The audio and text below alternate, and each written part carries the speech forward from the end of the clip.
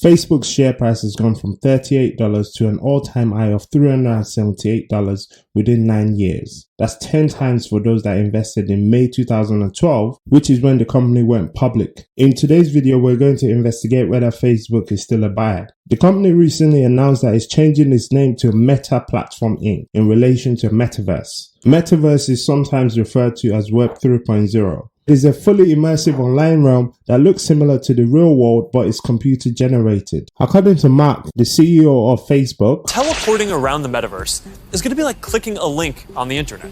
Facebook has managed to grow its revenue from $4 billion to almost $90 billion within 10 years. Before we get too excited about the verse, let's take a look at some of the key statistics from Meta. When compared to the other social network players, Meta is the only profitable one and trading at a price to sales ratio of 10. Snapchat, as an example, is trading at a price to sales ratio of 33. Regardless of how you feel about this company, because they've had so many scandals over the years, talk about Cambridge Analytica as an example, there is no argument that this company is a cash printing machine. Analysts are predicting that Meta will grow at the rate of 21% over the next 5 years. Therefore, I'm using a margin of safety of about 30%, which gives me a conservative growth rate of about 15%. They have a total asset of $159 billion with liabilities of just $31 billion. That gives a debt to asset ratio of just 0.19. This means that the company has pretty much no debt and can easily pay everything off given their current balance sheet. They're probably taking advantage of the current low interest rates, which makes sense.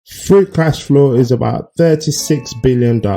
Free cash flow is the money that a company will use to pay off debt, grow the business, and pay dividends to shareholders, although Facebook currently do not pay dividends. For my DCF calculation, I'm using a discount rate of 10%, a growth decline rate of 1%. This number reduces the expected growth as the year goes by. I use this because the larger a company grows, the harder it becomes to sustain. I'm using a terminal multiplier of 15. The terminal multiplier is simply a number that we pick and we multiply the company's free cash flow to generate what we think the company is worth. Generally, most investors will use a terminal multiplier of between 15 and 20. I've used 15 because I'm quite conservative. Based on these metrics, I am valuing Meta at $953 billion, which is not too far from the current market cap of $934 billion. My DCF valuation means that I have a current intrinsic value of $403. When investing, it's important that you have an entry and an exit price. In order to set my exit price,